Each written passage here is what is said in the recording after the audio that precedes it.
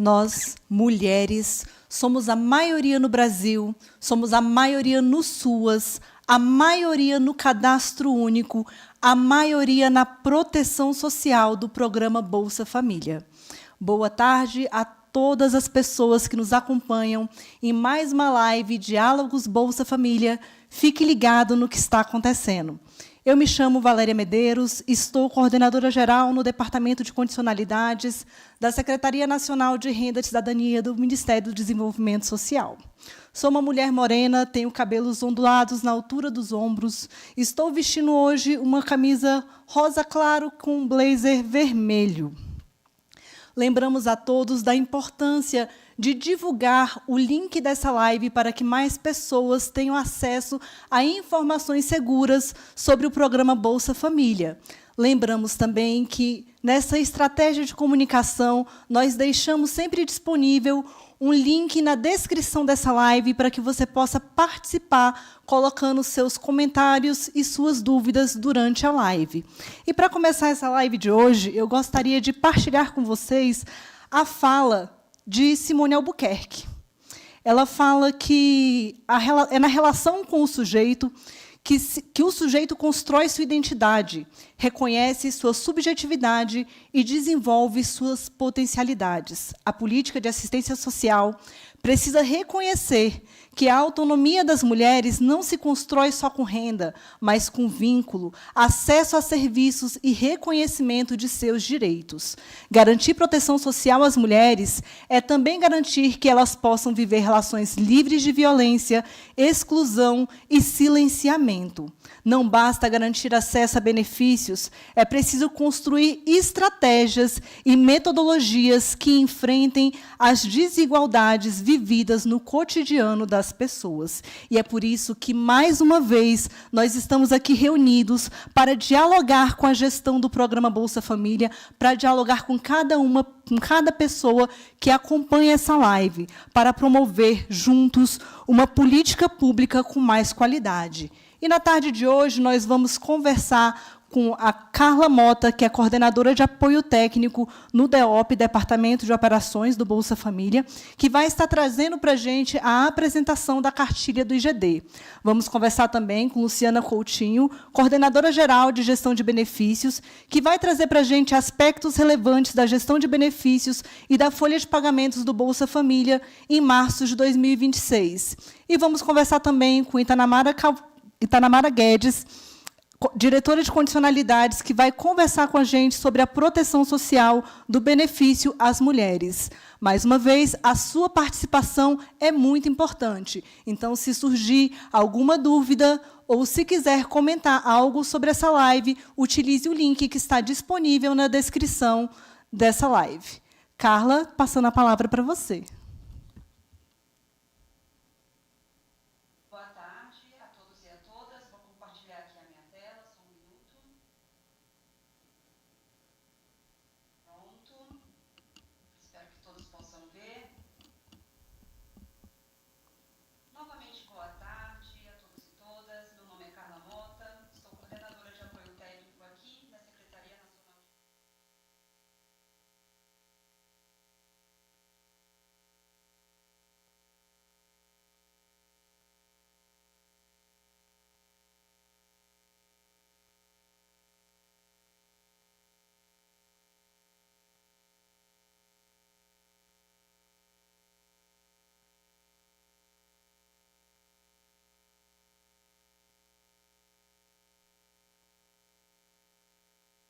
Como disse, eu estou aqui para apresentar a cartilha do Índice de Gestão Descentralizada do Programa Bolsa Família do Cadastro Único. O IGD ele é um medidor de desempenho que contribui para as gestões municipais e estaduais. Ele é utilizado para calcular os recursos que serão repassados aos entes. Então, no intuito de tornar o entendimento do IGD mais fácil e estimular o uso adequado dos recursos, foi desenvolvida essa cartilha como importante instrumento de capacitação e apoio técnico. A cartilha ela compila as principais características do IGD, de forma clara, acessível e didática. Ela foi desenvolvida especialmente para gestoras e gestores do programa Bolsa Família do Cadastro Único, para conselheiros e conselheiras da assistência social, para as equipes de saúde, educação e assistência, que atuam no programa Bolsa Família e com Cadastro Único, e para todos os parceiros que participam da gestão do programa. Então, considerando, né, essa diversidade de público e visando facilitar o aprendizado, a cartilha tem recursos interativos, tem linguagem simples e objetiva. Para acessar a cartilha é muito fácil. A gente tem aqui o QR Code na tela, ele direciona para o portal Bolsa Família em Ação. Esse portal compila uma série de materiais orientativos sobre o Bolsa Família, está tudo num só lugar. Então, acessando aqui o QR Code, vocês vão ter acesso ao portal Bolsa Família em Ação. Dentro do portal Bolsa Família, vocês vão procurar pela área do IGD, essa área em verde aqui na tela. Dentro dessa área tem todos os materiais que estão relacionados ao IGD. Tem a cartilha, o caderno de orientações do IGD e o acesso direto ao site do MDS, que trata do Índice de Gestão Descentralizada. Clicando na cartilha, vocês vão poder ou percorrer todo o seu conteúdo ou fazer um download do arquivo em PDF. Agora eu vou mostrar aqui para vocês como que é a cartilha e quais conteúdos que ela apresenta. Essa aqui é a página inicial da cartilha. Vocês podem navegar entre os capítulos clicando diretamente nos tópicos do sumário. A primeira parte da cartilha traz uma apresentação. Essa aqui. Ela contextualiza como é a cartilha e, ao final dessa página, é possível fazer o download do arquivo em PDF. Na sequência, temos o primeiro capítulo. Esse capítulo tem o título Conhecendo o IGD. Ele vai apresentar o que é o IGD, para que ele serve e por que ele é importante para a gestão local do programa Bolsa Família do Cadastro Único. Já o capítulo 2 tem o título Entendendo o cálculo do IGDM. Vai mostrar como o índice é calculado e como isso se transforma em recursos financeiros para o município. O capítulo 3 tem o título Utilização dos recursos do IGD. Nesse capítulo, a gente vai entender como planejar e aplicar os recursos do IGD com base nas regras atuais, a exemplo do que dispõe a Portaria número 1041 de 2024. Por fim, temos o capítulo 4º, que mostra como prestar contas dos recursos recebidos. Nele é explicado quem presta contas, como fazer isso, quais sistemas devem ser utilizados, como o BB Gestão Ágil e o Agiliza Suas.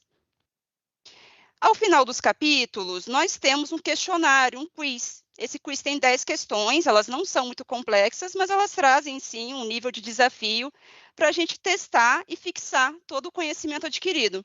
Essas questões elas podem ser refeitas várias vezes. Esse material, pessoal, é um material interativo de aprendizagem, então ele pode ser utilizado para capacitações com as equipes, para realizar consultas sobre o IGD no dia a dia, para apoiar reuniões de trabalho.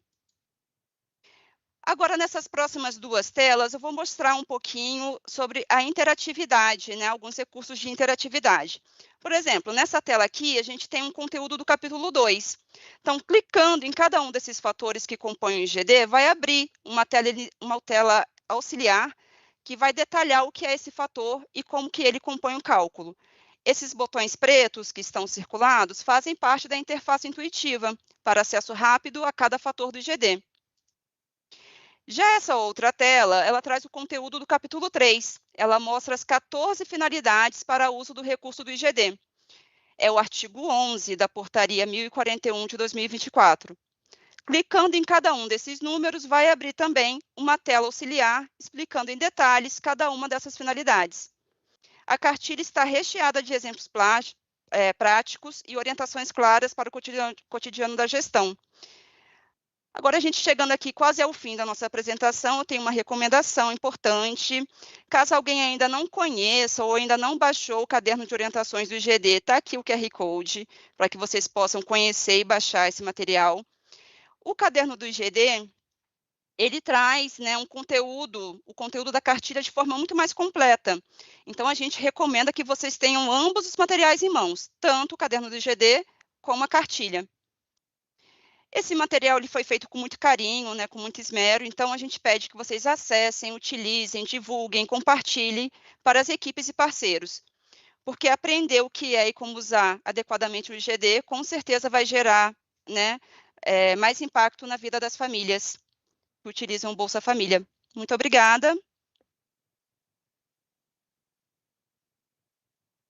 Pelos esclarecimentos sobre a cartilha do IGD, por apresentar esse documento que é tão importante na gestão do Bolsa Família e do Cadastro Único. Passo a palavra agora para falar sobre os aspectos relevantes da gestão de benefícios na folha de março de 2026. A palavra para a Luciana. Boa tarde. É um prazer estar aqui com vocês hoje, nessa live, e também as pessoas que vão assistir depois. Antes de começar, eu vou me apresentar e fazer minha audiodescrição. Eu me chamo Luciana Oliveira Coutinho. Para quem está só me vendo, esse é o sinal que me identifica. Para quem está só me ouvindo, vou fazer minha descrição de como eu estou nesse momento. Eu sou uma mulher branca de meia idade, tenho cabelos curtos, pretos, encaracolados. Hoje eu estou vestindo uma camisa branca com florzinhas na camisa, usando acessórios claros. E eu estou aqui falando com vocês do escritório aqui no MDS, e atrás de mim tem alguns cartazes do Bolsa Família, algumas cartilhas também do Bolsa Família. Eu vou projetar para vocês a apresentação, para que vocês possam acompanhar.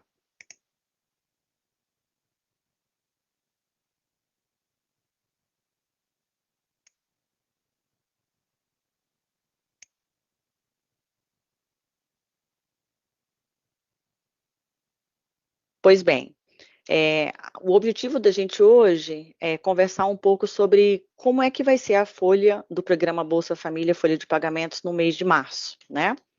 A gente sempre faz essa reunião com todos os territórios, de modo a auxiliá-los no atendimento às famílias durante o mês, né? A primeira coisa que a gente precisa saber é sobre o calendário de pagamentos. Esse é o calendário de pagamentos desse mês. Os nossos pagamentos se iniciam amanhã, dia 18 de março, né? Com o final do NIS 1 e, assim, consecutivamente, todos os finais de NIS até o final. O NIS, ele pode ser encontrado, o número dele, no próprio cartão do Bolsa Família. Eu sei que tem alguns beneficiários que estão assistindo também, então eu vou oscilar minha fala entre o que a gente fala para o território e o que a gente fala para quem estiver assistindo a gente não seja trabalhador da gestão do Bolsa Família no território. Bom, o programa Bolsa Família, ele é um programa que já está sedimentado há muitos anos e tem esses 3 principais objetivos, que é a superação da fome, acesso a direitos e articulação com outras políticas públicas, né? A visão geral da folha de pagamentos desse mês é essa. Nós temos cerca de 18,7 milhões de famílias beneficiárias em março.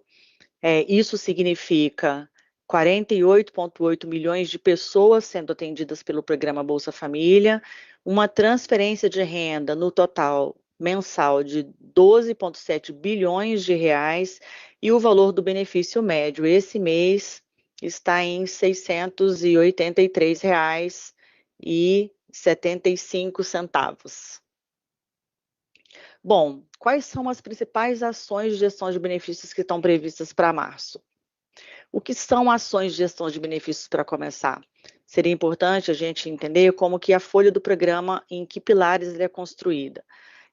A gente faz a folha de pagamento do programa Bolsa Família todos os meses a começar do zero. A gente faz a partir das verificações cadastrais, se teve alguma alteração naquele domicílio, daquela família que a gente está olhando naquele momento, e se aconteceu alguma alteração, seja inclusão de uma pessoa, exclusão de uma pessoa, alteração de renda, a gente verifica então para aquela família se ela continua participando do programa e se continua em que condições.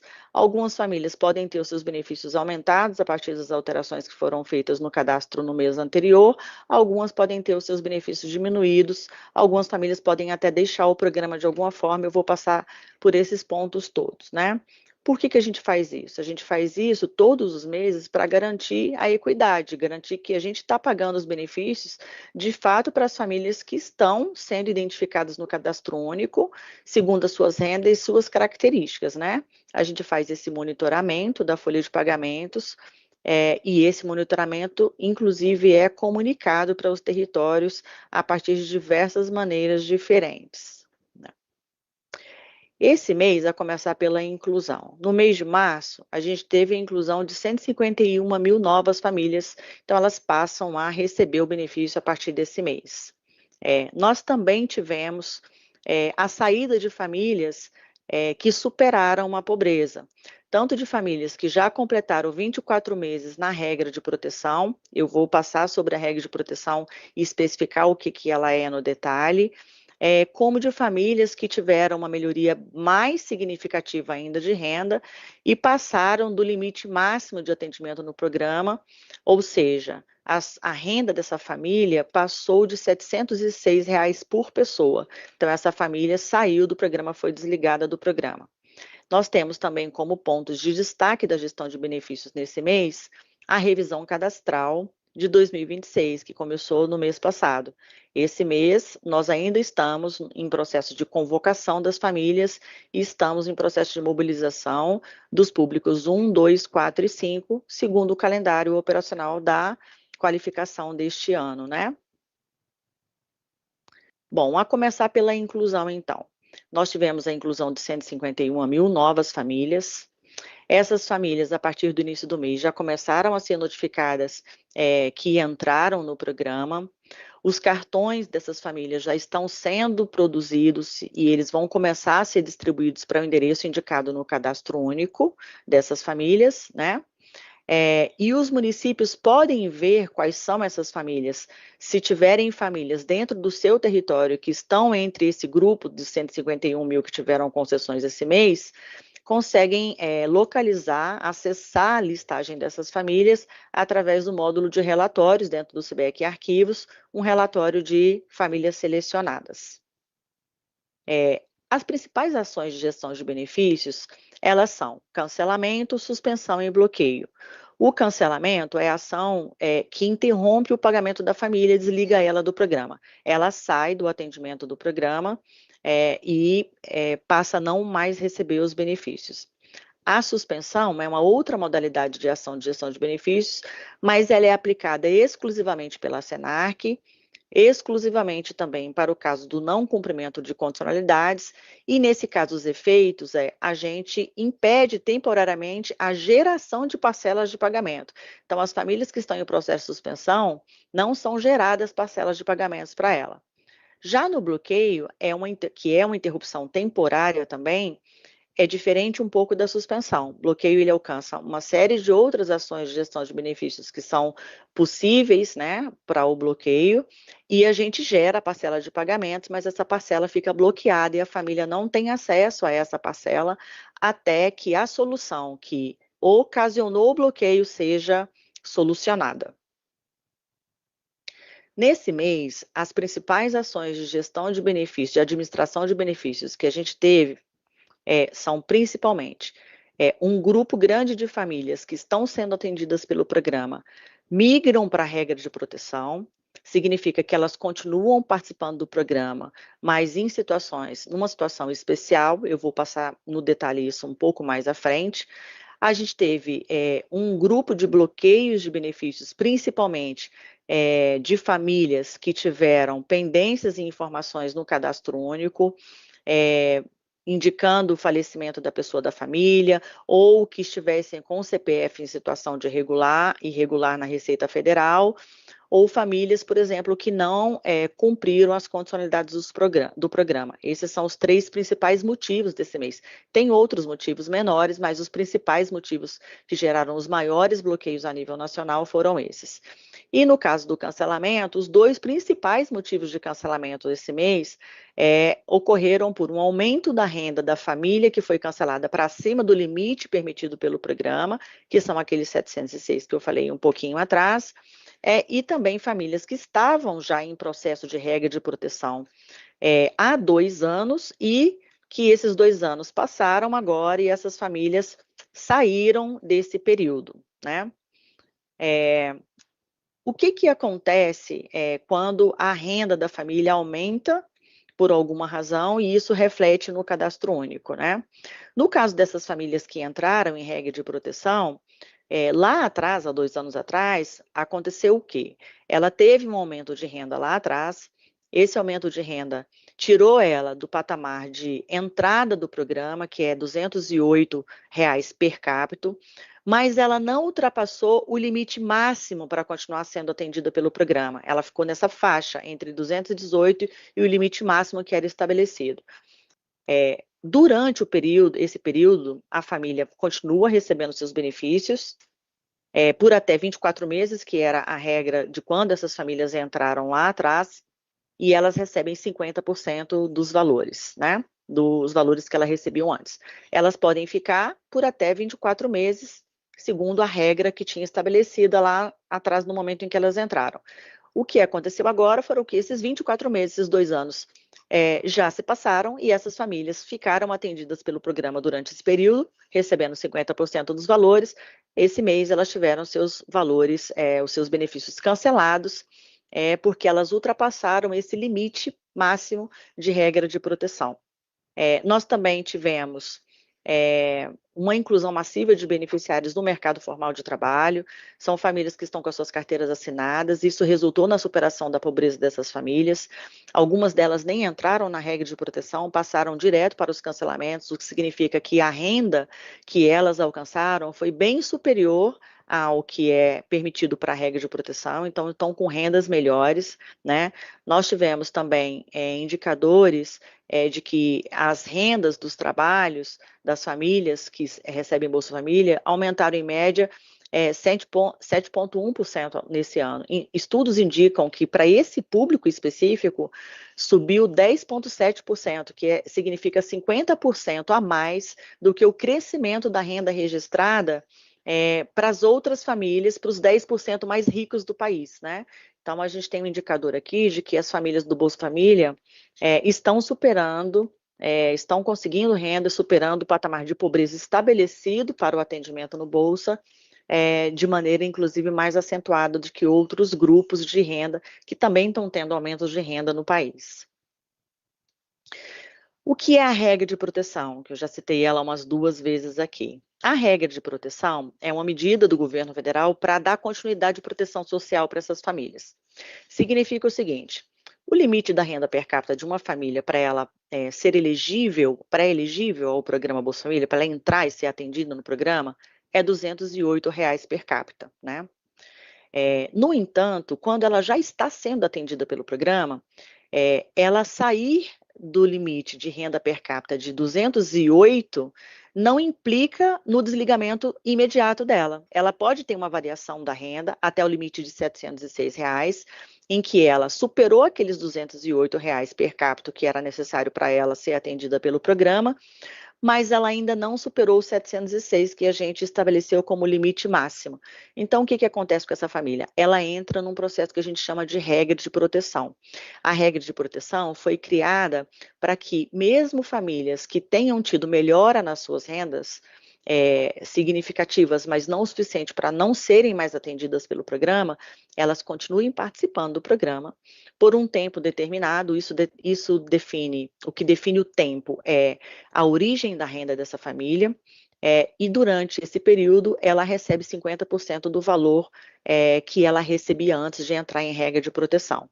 O foco, então, é a proteção, garantir a proteção social dessas famílias que melhoraram as suas rendas, para a gente garantir que as melhoras de renda que essas famílias estão tendo sejam mais perenes, sejam mais permanentes. É muito comum, especialmente para famílias de baixa renda, que aconteça da família se empregar e perder esse emprego de maneira muito rápida, né? Então, a gente quer garantir que a melhora da renda daquela família, seja por um emprego e uma renda, ela seja de maneira mais permanente, permita que a família continue recebendo ainda por um período os benefícios do Bolsa Família para ela se programar, né? Os parâmetros da regra de proteção, então, são os seguintes: existe um limite de renda, como eu falei, acima de 218 ao teto de 706, Existe um prazo para essa família participar do programa dentro da regra de proteção. Esses prazos hoje são 2 meses, 12 meses e 24 meses. Isso depende do momento em que a família entrou na regra de proteção, porque existem diferenças nos momentos em que isso foi implantado. Com relação aos valores que ela tem, que ela continua recebendo, isso não mudou em relação à regra que tinha antes, ela continua recebendo 50% do valor que recebia, e o prazo para retorno garantido, ele continua sendo de 36 meses, e eu vou falar um pouco também sobre o retorno garantido. Então, quais são as categorias da regra de proteção? Nós temos 3 categorias vigentes. A categoria que já existia quando a regra mudou em julho de 2025, que a gente chama aqui categoria 1, então são as famílias que já estavam em regra de proteção no momento em que essa alteração aconteceu e foram criadas 2 novas categorias. Então, para essas famílias, o limite per capita da renda para ela sair do programa é 759, não 706. Esse grande grupo que foi cancelado agora eram famílias que estavam nessa categoria de regra de proteção de 2 anos, 24 meses, né? E para elas está garantido a permanência por 24 meses, enquanto não mudar a situação dessa família, que ela pode mudar de um mês para o outro, né? Mas agora existem 2 novas categorias da regra de proteção, que a gente chama de categoria 2 e categoria 3. Elas são categorias que se diferenciam pela origem da renda dessa família. As famílias que melhoram as suas rendas, essas melhoras de renda, elas acontecem de maneiras diferentes e de fontes diferentes. Tem famílias que se empregam, como eu citei atrás, que se empregam, carteira de trabalho assinada, ou conseguem um trabalho informal e declaram essa renda no cadastro único. E tem famílias que melhoram as suas rendas a partir de rendas mais estáveis. Há exemplos de famílias que passam a receber aposentadorias, passam a receber pensões, passam a receber o BPC idoso. Essas são rendas que as famílias, ao receberem, elas não perdem essas rendas com muita facilidade. Não é simples, né? Uma família que recebe uma aposentadoria, uma pessoa que recebe aposentadoria, perder a sua aposentadoria no mês seguinte. Não é uma coisa comum nem simples de acontecer, né? Então, a gente considera a origem dessas rendas, ou seja, de aposentadoria, pensão e BPC idoso, rendas mais estáveis. Para essas famílias, o prazo de regra de proteção é de 2 meses, e não de 12 e nem de 24. É um prazo em que a família, que a gente já sabe que tem uma renda mais permanente, passou a ter uma renda mais permanente, não é mais público do bolso a partir dessa renda mais permanente. Esse prazo de 2 meses é um prazo de adaptação para essa família não perder o benefício do Bolsa Família no mês seguinte. Então, ela continua recebendo o benefício por 2 meses, em 50% do valor, essa regra não muda para nenhuma das categorias, e depois desses 2 meses ela vai ter o seu benefício do Bolsa cancelado. Já algumas famílias, como eu citei, elas melhoram as suas condições financeiras a partir de rendas um pouco menos estáveis, né? Renda do trabalho, porque uma família pode receber, pode se empregar, uma pessoa da família, e pode perder esse emprego ali mais adiante, né? Então, a gente considera essa renda não tão estável, assim, uma renda mais volátil. Essas famílias, quando elas entram em regra de proteção, o prazo para elas permanecerem no programa não é de 2 meses, é de 12 meses. Então, ela fica durante 12 meses no programa, recebendo 50%, e após passado esses 12 meses, se não tiver havido nenhuma outra alteração no seu cadastro de renda, de composição familiar, que mude a situação dessa família, ao final desses 12 meses é que ela vai ter o benefício dela cancelado, né? Então, aqui um resumo do que seria, né? A categoria 1 é a categoria que já existia, né? A família, para sair do programa imediatamente, ela tem que superar uma renda de 759, ela está alcançando até 24 meses de regra de proteção, e a gente aplica a verificação desse prazo de 24 meses todos os meses a gente checa se tem um grupo de famílias que está completando 24 meses em prazo de regra de proteção e esses benefícios são cancelados. A categoria 2, que é mais estável, a diferença é a renda máxima para ela continuar participando do programa é 706, e ela se divide em 2 grupos. O da renda mais estável fica no programa por 2 meses, o da renda um pouco menos estável fica no programa por até 12 meses, tá? Isso aqui é só o normativo que fez a alteração nessas categorias da regra de proteção e trouxe essas duas novas, né? Vocês não precisam se preocupar em anotar isso, porque a gente disponibiliza no informe da folha do programa a apresentação para vocês analisarem depois no município com tranquilidade. É até por isso que a gente traz uma série de informações que não são informações para a gente passar aqui na live, mas são informações que vocês possam consultar depois, tá? Então, vamos falar do retorno garantido, porque ele é importante quando a gente fala de regra de proteção, né? Quando a família entra em regra de proteção e depois ela tem o seu benefício cancelado por fim de prazo de regra de proteção, essa família tem direito ao que nós chamamos de retorno garantido ao programa. O que é esse retorno garantido? É uma estratégia que garante que qualquer uma dessas famílias depois que elas tiverem os seus benefícios cancelados, elas possam voltar ao programa por um prazo, inclusive, maior do que o prazo que uma outra família, por uma outra regra que tenha sido cancelada, tem. Normalmente, quando uma família tem o seu benefício cancelado, ela tem até 6 meses para resolver aquela situação que causou o cancelamento, se for uma situação resolvível, obviamente, e no prazo de 6 meses, o município pode, então, resolver a situação que seja cadastral, que seja outra que tenha levado ao cancelamento, e pedir a reversão de cancelamento dos benefícios dessa família. A família que entrou em regra de proteção, ela tem direito ao retorno garantido, e nesse caso, o prazo para reversão de cancelamento, para solicitar a reversão de cancelamento dessa família voltar à folha, não é de 6 meses, é de 36 meses. Isso acontece em duas situações no Bolsa Família.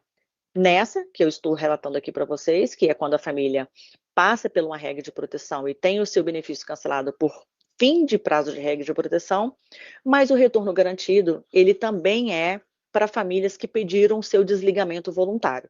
Então, uma família que vai até a gestão municipal e solicita o seu desligamento voluntário, ou que faz via aplicativo do Bolsa Família o seu desligamento voluntário, essa família tem acesso ao retorno garantido. A qualquer momento, após uma atualização cadastral e tendo garantido ali no cadastro que ela ainda é perfil para recebimento dos benefícios do Bolsa Família, por até 36 meses a gestão municipal pode solicitar a reversão do cancelamento dessa família. Então, em que situações que ela volta a receber? Bom, solicitou a reversão de cancelamento para uma família que está dentro do retorno garantido, ela volta para a folha automaticamente? Depende. A situação dela cadastral, a situação de renda dela, a situação das pessoas da família dela, tem que estar de acordo com as regras do programa. Ela não volta para o programa a qualquer custo e de qualquer forma. Então, para ela, ainda é preciso que ela esteja dentro do limite de renda que o Bolsa Família atende, que é R$ 218 por pessoa. As pessoas da família dela, todas as pessoas não podem ter pendências cadastrais, o CPF sim está ok, ou seja, tudo aquilo que vale como regra para uma família ingressar no programa, também vale como regra para a gente saber se o pedido da reversão de cancelamento de uma família que tem direito ao retorno garantido vai ser efetuado pelo sistema e ela vai voltar para o programa. Então, ela tem um direito mais estendido de prazo para pedir a reversão de cancelamento, mas ela ainda está, ela tem que atender todas as regras do programa para poder voltar. O prazo, como eu já falei, é de 36 meses, e a orientação para que isso seja feito faça uma atualização cadastral, então procure a gestão municipal, faça a atualização cadastral, e a gestão, após fazer a atualização cadastral dessa família, faz a solicitação da reversão de cancelamento para que ela possa voltar para a folha, tá? Importante dizer, mesmo antes de falar de revisão cadastral, que quando a gente está falando de reversão de cancelamento, a gente está falando que essa família que estava no retorno garantido, quando se pede uma reversão de cancelamento para ela, ela volta direto para a folha. Não é uma família que volta para uma espera de atendimento, tá? A gente está falando de reversão de cancelamento mesmo. A família, nesse prazo, se atender às regras do programa, ela volta para a folha, independente da quantidade de famílias que já estão sendo atendidas naquele município, tá? Falando então um pouco da revisão cadastral, que é outro ponto de atenção para o mês de março. A gente está no segundo mês do processo da qualificação cadastral desse ano. O processo maior que tem em termos de volume dentro da qualificação desse ano é o processo da revisão cadastral dos beneficiários do Bolsa Família, né? Quais são as famílias que entram em processo de revisão cadastral? Todas as famílias que estão com seus cadastros atualizados há mais de 24 meses, né? Os públicos, como todos os outros anos, eles estão distribuídos em, né, públicos específicos. Essa distribuição, ela se dá de acordo com o mês em que o cadastro dela ficou desatualizado ou ficará desatualizado, porque uma das novidades que nós temos para esse ano da revisão cadastral é que a gente está fazendo uma revisão cadastral mensal, ou seja, todos os meses a gente está checando quais são as famílias que vão ficar com seus cadastros atualizados, estamos convocando essas famílias e no momento em que eles ficarem desatualizados, elas podem estar sujeitas a bloqueios e posteriormente a cancelamentos se não fizerem as suas atualizações cadastrais, né? A regularização dessa situação é simplesmente uma atualização cadastral.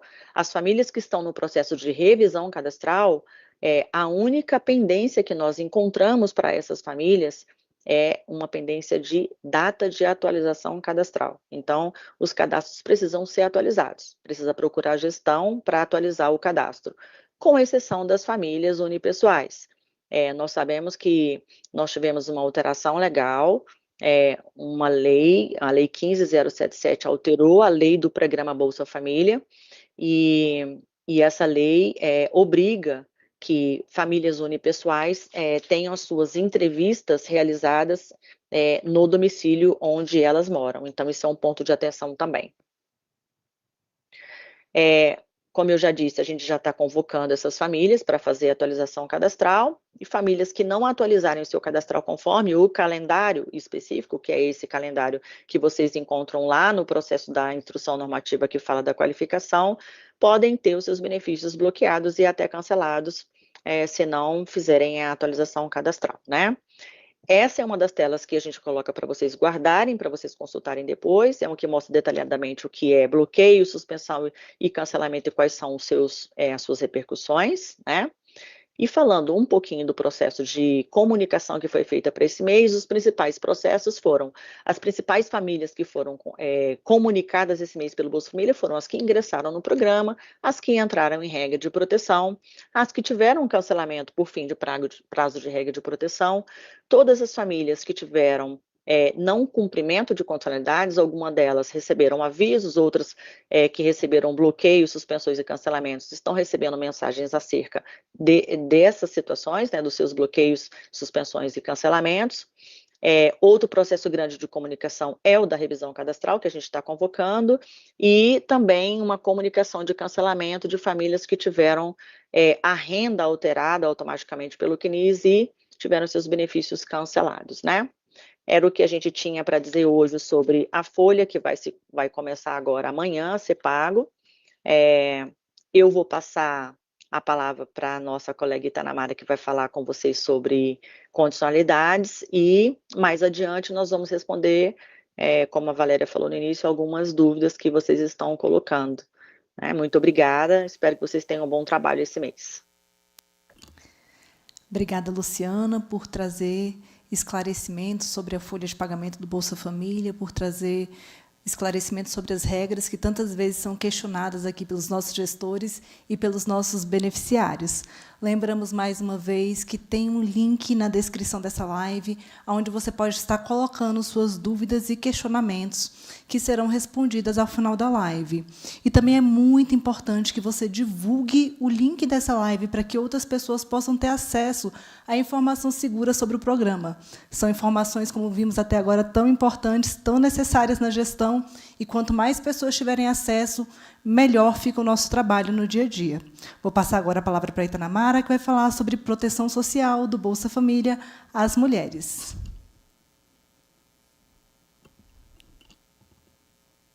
Oi, pessoal. Boa tarde. Vocês me escutam? Sim. Boa tarde a todos e todas. É um prazer estar com vocês nessa tarde, com todas as colegas, né? Quero começar cumprimentando a colega Valéria, que está mediando essa live tão importante, a colega Luciana, do Departamento de Benefícios, a colega Carla, né, do Departamento de Operações da Senar, que é um prazer compartilhar essa live com vocês numa data tão importante que é o mês de março, que é o mês que a gente celebra o Dia Internacional da Mulher, um mês dedicado a todas as mulheres, né, no nosso país e no mundo. Esse mês que a gente trata especificamente, né, das lutas das mulheres, da resistência dessas mulheres no Brasil e no mundo, lembrando aquelas que nos antecederam, as que agora estão presentes fazendo a luta, e também para deixar para as novas gerações toda essa luta de resistência para combater as desigualdades de gênero e todas as outras desigualdades que afetam as nós mulheres. Então, o objetivo hoje da nossa live é dialogar um pouco com todas as coordenações do programa Bolsa Família e todos aqueles e aquelas que nos assistem, né, mais especificamente falando para as mulheres, lembrando que esse é um programa que ele atende, em sua grande maioria, as mulheres, mas, ao mesmo tempo, é um programa que também tem na sua execução, seja na coordenação federal, né, na gestão da União, né, pelo MDS, seja nas gestões das coordenações estaduais do programa, tanto da assistência como da saúde e da educação, assim também como no âmbito dos municípios, a sua grande maioria são mulheres que executam no cotidiano o programa Bolsa Família para atender, inclusive, sua grande maioria, mulheres e meninas, que aqui esse programa tem protegido. Então, o objetivo da nossa live é falar a proteção social do PBF para as mulheres e meninas, ou seja, destacar nesse mês de março, né, a proteção do programa para as mulheres e as meninas que são beneficiárias do programa Bolsa Família. E aí nós vamos aqui apresentar um breve perfil dessas mulheres e meninas, trazendo à luz também a dimensão da importância das condicionalidades, ou seja, o acesso à política de saúde e educação para essas famílias e com foco específico para as nossas meninas e as nossas mulheres que também são alvo do acompanhamento das condicionalidades. Então, esse é o objetivo da nossa live, fazer esse bate-papo e chamar a atenção das coordenações para que possa estar utilizando os dados do programa Bolsa Família para poder tratar, né, e pensar em políticas públicas no município de vocês, nos estados de vocês, voltados e destacados para as mulheres do programa Bolsa Família e também para as nossas meninas, nossas crianças e as nossas adolescentes que o programa protege. Pode passando, Valéria. A primeira coisa que a gente destaca é chamar a atenção, né, que o programa Bolsa Família é um direito à renda, ele é o maior programa de transferência de renda do mundo condicionada, ele se configura como a principal política pública de combate à fome e à pobreza no país. Ele é uma estratégia de enfrentamento à pobreza, compreendendo que a pobreza ela é multidimensional, então a nossa resposta também tem que ser uma resposta articulada e integrada, por isso que o programa Bolsa Família se articula com mais duas outras políticas públicas, que é a política de saúde e a educação. Lembrando que o próprio programa Bolsa Família, o direito à transferência de renda, ele também está previsto hoje na nossa Constituição Federal, lá no artigo 6º, lá tem um parágrafo dentro do artigo 6º, o artigo 6º da Constituição Federal, ele tanto de direitos fundamentais da população brasileira, do cidadão e cidadã brasileira, e dentre esses direitos foi inserido na Constituição o direito à transferência de renda, né, o direito às famílias terem renda, as famílias que necessitarem de renda. Então, o programa Bolsa pela Constituição Federal, e ele também se configura como um direito socioassistencial. O que significa dizer isso? Dentro do Sistema Único de Assistência Social está previsto o direito a várias seguranças socioassistenciais. Então, é um sistema que ele tem, dentro das suas provisões, algumas seguranças socioassistenciais. Dentre elas está a segurança de renda, e o Bolsa Família é um direito socioassistencial de renda, que se articula com outros direitos socioassistenciais, como o direito à convivência, acolhida, apoio, auxílio, está dentro previsto do Sistema Único de Assistência Social.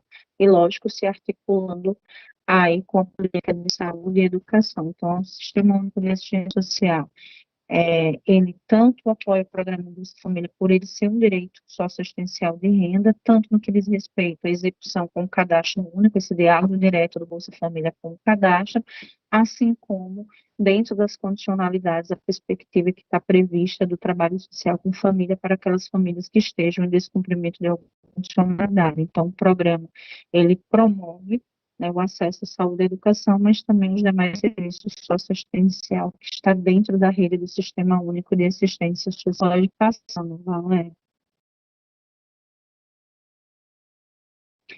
Dito isso, a gente traz para vocês o dado mais recente que a gente tem, né, sobre a folha de pagamento de março, sobre a quantidade de beneficiários, tem esse programa já apresentado aqui pela Luciana, destacando que a gente tem 48 milhões de beneficiários, né, e uma média mensal que a gente injeta na economia brasileira, proporcionando a essas famílias o direito à renda, mais de 12 bilhões, então isso significa dizer que o programa Bolsa Família, além de promover a autonomia econômica dessas famílias, assegurar o direito dessas famílias à alimentação, já que o Bolsa Família é utilizado principalmente pelo acesso à alimentação, os itens básicos de sobrevivência dessas famílias, ele também consegue promover o desenvolvimento econômico das nossas cidades, principalmente as cidades de pequeno porte 1 e 2, em que a gente sabe que as economias locais ela é muito pautada na agricultura, no serviço público, então os benefícios, como o programa Bolsa Família, os benefícios, outros benefícios assistenciais, como o BPC, se configura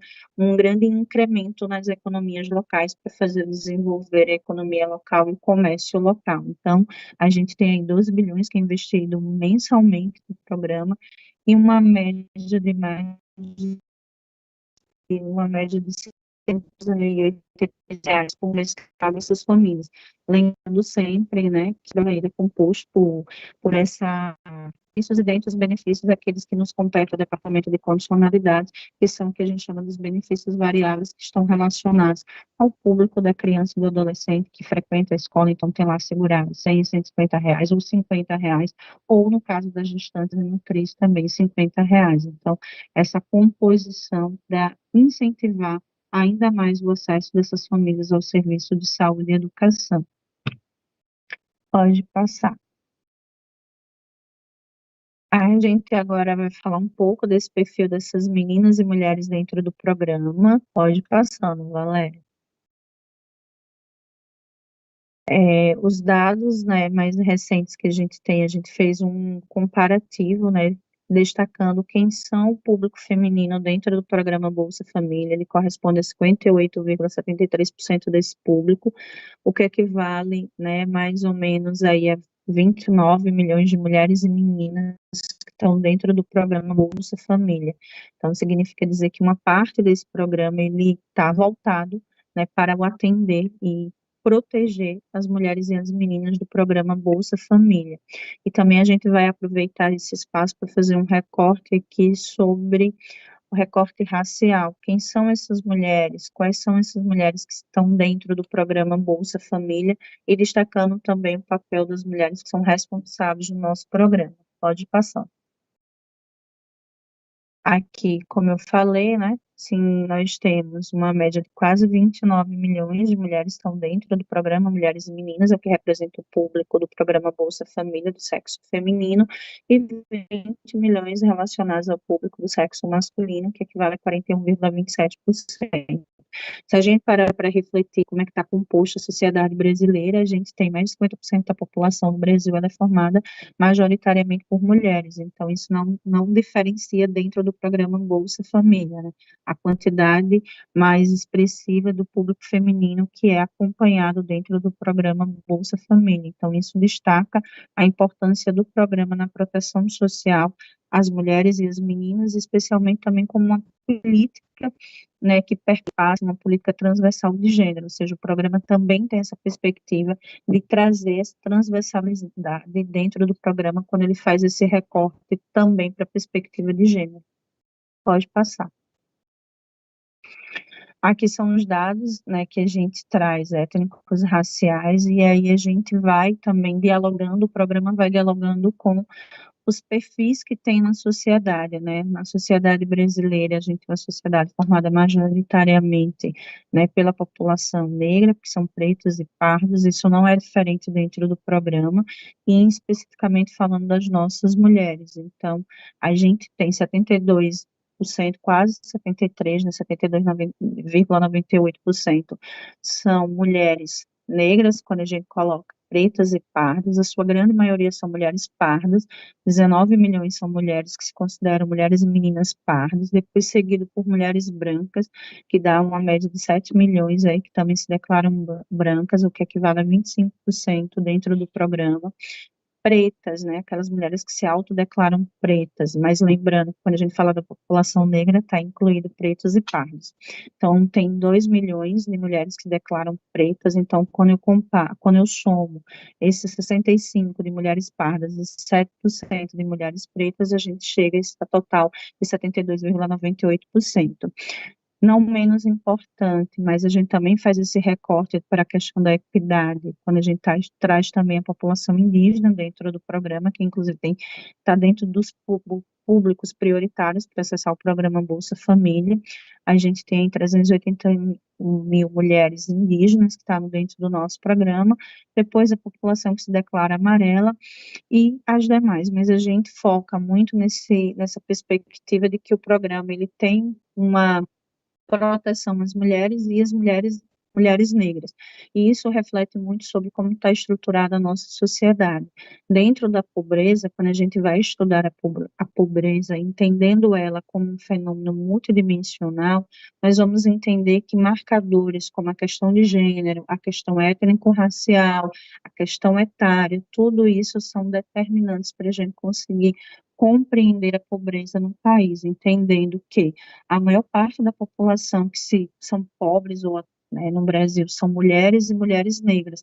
Essas têm os menores rendimentos no país. Então, daí a perspectiva de que o programa chegue para essas mulheres, já que essas mulheres vivem historicamente esses processos de desigualdade, desigualdade do acesso à renda, desigualdade de gênero e desigualdade étnico-racial. Então, o programa ele tem refletido como também está estruturadas as relações na nossa sociedade, né, as relações de classe, de gênero e étnico-racial.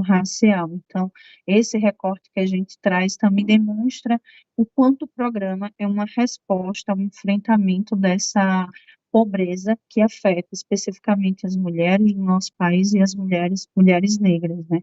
E se a gente fizesse aqui um recorte de região e também outro marcador para a gente entender a perspectiva multidimensional da pobreza é quando a gente faz o debate de território. Então, a gente sabe das desigualdades territoriais que tem no Brasil, da dificuldade de acesso aos serviços públicos, como está estruturado no nosso país, e nós vamos ver que essas mulheres se concentram, em sua grande maioria, também na região norte e nordeste, proporcionalmente, quando a gente fala de onde tem o maior número de beneficiários do programa Bolsa Família. Pode passar, Valéria.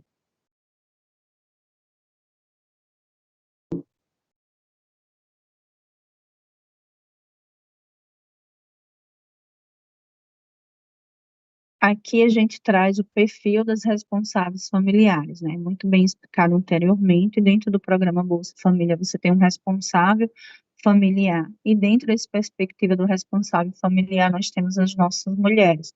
As mulheres no Brasil, né? Elas representam hoje não só a grande maioria da população brasileira, mas mais de 40% dos lares no Brasil, eles são chefiados por mulheres.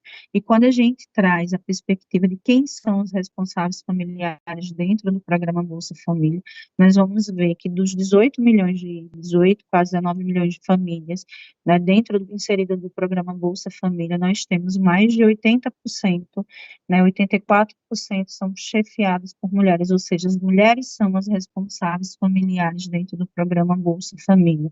E se a gente pegar esse dado e dialogar com o dado, e a maioria hoje dos lares brasileiros serem chefiados por mulheres, a gente vai perceber, né, o papel que tem das mulheres na sociedade, essas mulheres que acumulam muitas vezes triplas jornadas de trabalho, né? Elas são as responsáveis pelos seus lares, ou seja, elas fazem muitas vezes, né, trabalho, e esse trabalho relacionado, no caso, quem está inserido dentro do programa Bolsa Família, o trabalho informal, as mulheres estão, em sua grande maioria, no trabalho informal, ou seja, as mulheres que vivem de bico. Mulheres são responsáveis pelo cuidado, elas cuidam das suas famílias, da sua casa, e ao mesmo tempo elas são as responsáveis pelos seus filhos. Então elas acabam tendo esse acúmulo de tarefa, e tem aquelas mulheres que ainda também estudam. Então vocês acabam percebendo, né, o quanto a sociedade no Brasil, né, ela está estruturada, né, nesse acúmulo de trabalho que as mulheres têm. E dessa forma a sociedade tem se estruturado. Então, tem dados e pesquisa que demonstram, né, o quanto as mulheres são ainda responsáveis pelo trabalho do cuidado, que é o trabalho doméstico, que muitas vezes não é enxergado no nosso país como um trabalho, mas o cuidado é sim um trabalho. Ninguém vive numa sociedade sem precisar comer, lavar roupa, ter a roupa passada, a casa arrumada. Então, o trabalho doméstico, o cuidado, que é o cuidado, o que a gente chama de trabalho doméstico, ele é sim um trabalho, ele deve ser reconhecido na sociedade, e ele é essencial para a estruturação das relações sociais na sociedade. Então, tanto o trabalho que a gente chama aquele trabalho fora do mercado de trabalho, ele é importante, assim como o cuidado. Ninguém vive numa sociedade se não tiver estrutura e organização do cuidado. Então, o programa Bolsa Família também traz à tona o papel dessas mulheres, né, que tem sido colocado para elas a responsabilidade do cuidado, a responsabilidade de também chefiar suas famílias. Então, o programa traz à tona essa perspectiva da sociedade que a gente precisa debater urgentemente na sociedade. No Brasil, a política nacional de cuidado e como o Estado brasileiro pode e deve fazer o compartilhamento do cuidado na nossa sociedade, né, com políticas públicas, com os equipamentos, com os instrumentos que é necessário, que pode ser estruturado, né, para compartilhar o cuidado. E também a gente discutir nas escolas, nas nossas formações, nas nossas organizações, que o cuidado, ele não é inerente ao papel das mulheres, mas o cuidado, ele é um trabalho, ele deve ser partilhado entre homens e mulheres. Então, aqui a gente pode fazer essa discussão, assim como chamar a atenção, né, da lógica das mulheres hoje estar cada vez mais chefiando suas famílias e serem responsáveis pelos seus núcleos familiares. E o programa Bolsa Família nos traz essa realidade, ou seja, são mulheres negras que também estão responsáveis pelos seus lares, pelas suas famílias. Pode passar. Queria trazer aqui um dado para vocês, muito importante, sobre a escolaridade. No Brasil, a gente tem dados relacionados à escolaridade da população, nós vamos ver que as mulheres têm índices maiores de escolaridade do que os homens. Isso não é diferente dentro do programa Bolsa Família, mas é importante a gente se atentar. Já falei aqui o quanto essas mulheres são responsabilizadas na sociedade pelo cuidado. Mas também é importante a gente também destacar o perfil de escolaridade dessas mulheres. Ainda temos um gargalo a ser enfrentado, nós temos aí uma perspectiva de 400 mil mulheres que estão como responsáveis familiares, dentro daquelas 15 milhões de mulheres que se declaram para a gente, dentro dos dados do cadastro único, como mulheres que elas têm só, né, tá sem instrução. E nós podemos ler da seguinte forma: são mulheres que foram alfabetizadas, que têm, né, algum nível de instrução, mas que elas não foram, né, ainda escolarizadas, elas ainda não acessaram ou não conseguiram concluir os ensinos, né, a escolarização formal. Ao mesmo tempo, nós temos mulheres que conseguiram, né, concluir o ensino médio, nós temos 38,5% dessas mulheres que conseguiram concluir o ensino médio, isso nos diz muito, e apresenta, né, como a gente pode criar políticas públicas dentro dos nossos municípios e estados, para inserir essas mulheres em outros espaços, em espaços de capacitação, de profissionalização, de empreendedorismo, para que essas mulheres possam ter novas rendas e elas possam galgar outros espaços, ou seja, compreendendo o programa Bolsa Família como um espaço que essas mulheres entram nesse programa, mas que esse programa pode abrir outras portas, desde que seja articulado com outras políticas públicas, que é o que a gente chama atenção para a terceira dimensão do programa Bolsa Família, que é a dimensão de articulação do programa com outras políticas públicas, e que a gente tem feito isso, inclusive, pelo MDS, em parceria também com os estados e municípios, secretarias do trabalho. A maior parte dos empregos de carteira assinada do trabalho formal no Brasil tem, em sua grande maioria, o público do programa Bolsa Família e do que estão também no cadastro e no Bolsa Família. Então, a gente traz esse dado muito feliz desses 38,53% que tem ensino médio, significa dizer que tem uma potencialidade de ser trabalhada com essas mulheres, mas também a gente chama atenção para aquelas que ainda não conseguiram concluir o ensino fundamental, ainda estão no ensino fundamental, né, incompleto, ou pararam de estudar lá atrás, ou que continuaram a estudar, mas ainda não chegaram no ensino médio. Então, para dizer o quê? Para dizer que é necessário a gente fazer uma parceria com o Ministério da Educação, localmente, as secretarias de educação municipal, as secretarias de educação estadual, de pensar políticas públicas educacionais para essas mulheres, para que qualifique essas mulheres, não na perspectiva de aumentar a escolaridade dessas mulheres, porque se a gente não conseguir aumentar a escolaridade dessas mulheres, a gente vai enfrentar outras barreiras na hora que essas mulheres forem tentar ser inseridas no trabalho, no mercado de trabalho formal. Então, aí traz para a gente dois lados, do lado das mulheres que já conseguiram concluir o ensino médio, que a gente pode trabalhar isso através do CRAS, das secretarias de trabalho dos municípios e dos estados, incluindo essas mulheres na perspectiva da inclusão produtiva, da inserção socioeconômica. E, do outro lado, a necessidade da gente fazer parcerias com a educação para que essas mulheres sejam públicos prioritários dentro da educação de jovens e adultos, que é o EJA. Então, isso traz também a necessidade da gente pensar políticas públicas, a gente tem elementos.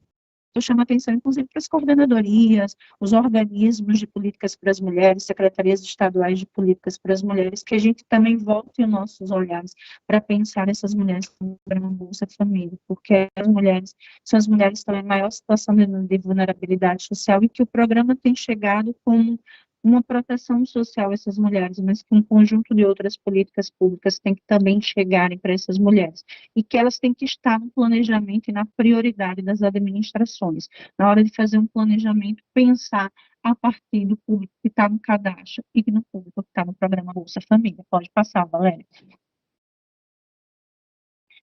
Aqui a gente, né, reforça essa perspectiva, né, do papel do programa, da importância delas terem acesso a outras políticas e que elas possam construir, né, políticas e programas para que elas possam construir seu processo de autonomia econômica, de inserção no mercado de trabalho, e que o programa tem feito isso ao longo dessa jornada, né? A gente escuta de muitas mulheres o quanto o programa foi o seu primeiro acesso a alguma política pública, e daí elas conseguem, né, acessar outras políticas públicas e também conseguem ter transformação social. Então, o programa Bolsa Família, ele é um programa que ele tem, ao longo dessas 2 décadas, ajudado a transformar a vida das mulheres, a vida da população brasileira. Pode passar, Valéria.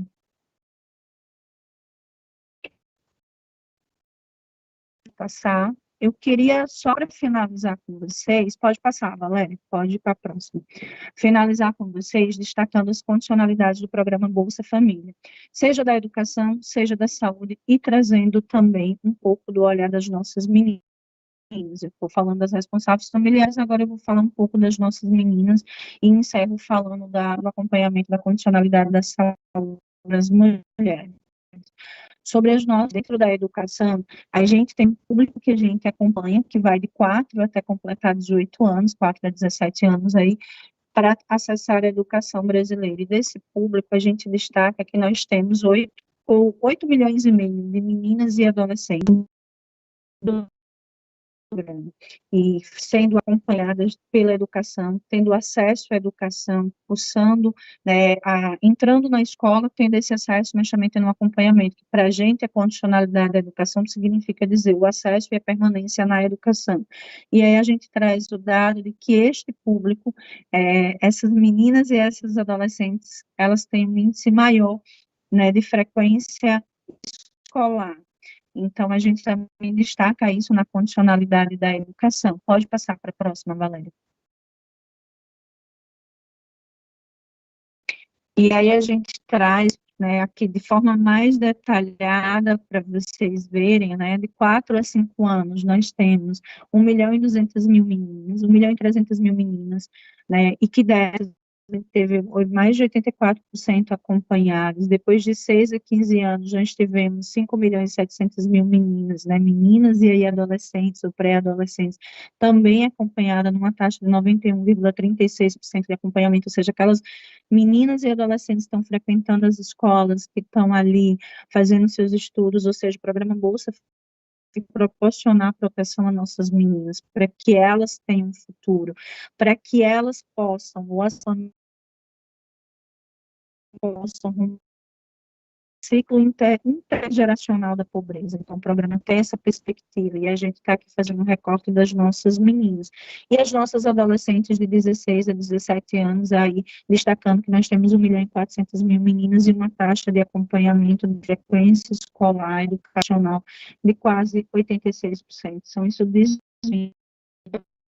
programa, pensando no presente, mas sempre na perspectiva do futuro, da gente conseguir romper com a pobreza intergeracional. Então, aqui é um dado que mostra a proteção do programa para as nossas meninas, as nossas crianças e para os nossos adolescentes. Então, esse programa que dá bases para que a gente possa, para que essas meninas possam romper com o ciclo da pobreza e também pensar no futuro melhor.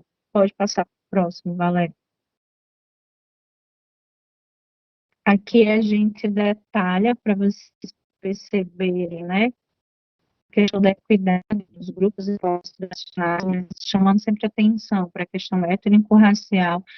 Quem são essas meninas? A grande maioria dessas meninas que são acompanhadas pela Bolsa Família, né, pela educação, que o Bolsa Família proporciona a inserção delas na educação brasileira, a grande maioria são meninas e adolescentes negras, são quase 72%, ou seja, 71,3% são meninas e adolescentes negras, então a grande maioria são negras, a maioria pardas, né, depois de ter as meninas brancas.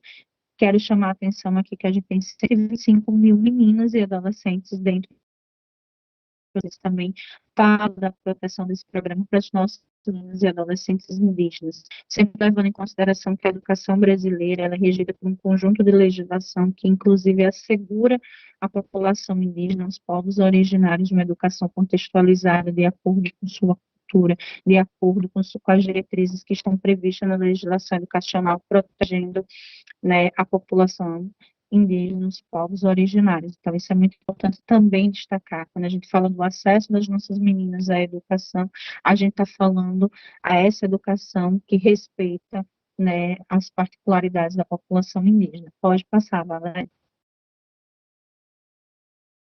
E aí, que é da saúde, né, que são as taxas de saúde das mulheres, vocês percebem, né, o quanto do acompanhamento de saúde das mulheres no Brasil, né, então a gente atingiu uma taxa de 90%, o que diz muito dessa cobertura da saúde, já que a saúde e o acesso à educação. Então, esse dado é da última vigência do segundo semestre de 2025, o período que corresponde de julho a dezembro, e que o resultado, né, dessa vigência pelo Brasil inteiro foi divulgado agora no quando acompanhar as mulheres no Brasil. Quando a gente fala desse acompanhamento, a gente está dizendo que essa família está tendo acesso aos serviços de saúde. Então, é o agente comunitário de saúde que vai na casa fazer esse acompanhamento, as mulheres acessando os serviços que são ofertados nas unidades básicas de saúde, sem entender na saúde no processo da prevenção, da promoção da saúde, assim como compreendendo essa perspectiva integral. E a gente tem dados que demonstram o quanto o acesso à saúde tem melhorado vários outros índices, como redução infantil, a melhoria da saúde, inclusive da saúde mental, relacionada aos índices de suicídio, já que também o acesso aos serviços de saúde leva à promoção da saúde mental. Então, são dados que vão do quanto acessar os serviços de saúde vão além daquele acompanhando as mulheres gestantes, mas fazem com que essas famílias acessem um conjunto de serviços que são ofertados à população na área da saúde, entre eles a saúde local. Pode passar.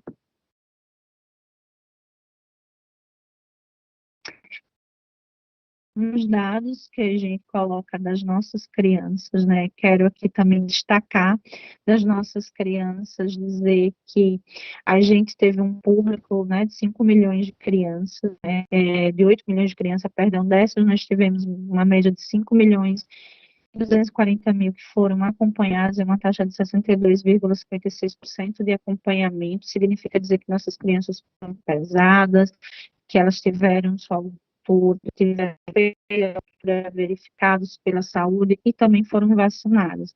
Aproveito para dizer que as crianças do programa Bolsa Família, elas são as crianças que têm o maior índice de vacinação no Brasil. Isso diz muito da cobertura do programa e do pacto que é feito entre nós, o serviço público, com famílias, para que e aí a gente fez um recorte, né, que desses 8 milhões, metade deles são formadas por meninas, né, ou seja, são as meninas que estão são meninos que foram acompanhados a saúde, né, pelos serviços de saúde em todo o Brasil, e a gente sabe que esse número, esse índice é bem maior, levando em consideração as questões territoriais do Brasil e a forma como é organizado os serviços, muitas vezes os municípios acabam não repassando o dado corretamente para o Ministério da Saúde, mas o mais importante é que essas crianças, essas meninas estão sendo acompanhadas, são 4 milhões de meninas que tiveram sua saúde acompanhadas no segundo semestre de 2025. Então, todos que fazem a rede de saúde estão de parabéns, assim, todos que fazem o programa Bolsa Família. Pode passar, Valéria.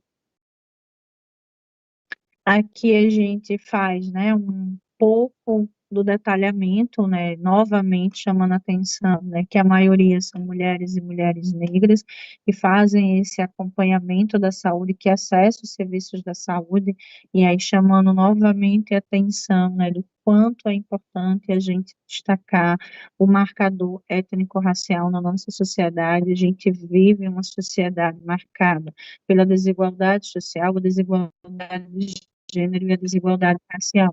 A gente chama atenção para esse dado novamente, né, reforçando o papel do serviço da saúde e também levando em consideração que a política de saúde, ela tem entre as suas diretrizes, a diretrizes da equidade. Pode passar para encerrar. Aqui são as mulheres gestantes, né, dentro da perspectiva do programa Bolsa Família, nós temos o benefício variável da gestante, que tem a quantidade de mulheres que a gente faz o acompanhamento e dessas mulheres, a quantidade que estavam gestantes que foram identificadas pelo sistema, seja tanto do cadastro único como pelo Ministério da Saúde, pelos serviços de saúde que foram acompanhadas, né, dentro do programa Bolsa Família, e que essas mulheres, além de receber o acompanhamento do pré-natal, com uma condicionalidade da política do programa Bolsa Família, elas também têm acesso aí ao benefício variável de R$ 50. Pode passar por último para eu encerrar, Valéria. Aqui são as taxas que a gente vai mostrando nesse período, uma taxa histórica, né, desse acompanhamento do benefício variável das gestantes, o que é importante, né, esse fortalecimento que vem do programa, nessa articulação com a saúde, que vem assegurando às nossas mulheres, né, o acesso ao pré-natal, e isso, além de assegurar a saúde para as mulheres, ainda tem reduzido a mortalidade infantil. Se deve também muito ao programa Bolsa Família, por assegurar a essas famílias, a essas mulheres, o acesso à política de saúde. Pode passar. Aqui, novamente, a gente coloca os marcadores, né, étnico-raciais, só que agora aqui das nossas crianças, destacando que a grande maioria das nossas crianças, elas são compostas por crianças negras, e aí a gente sempre levar em consideração isso na hora de fazer os nossos falas, as nossas dados, os nossos planejamentos. Pode passar.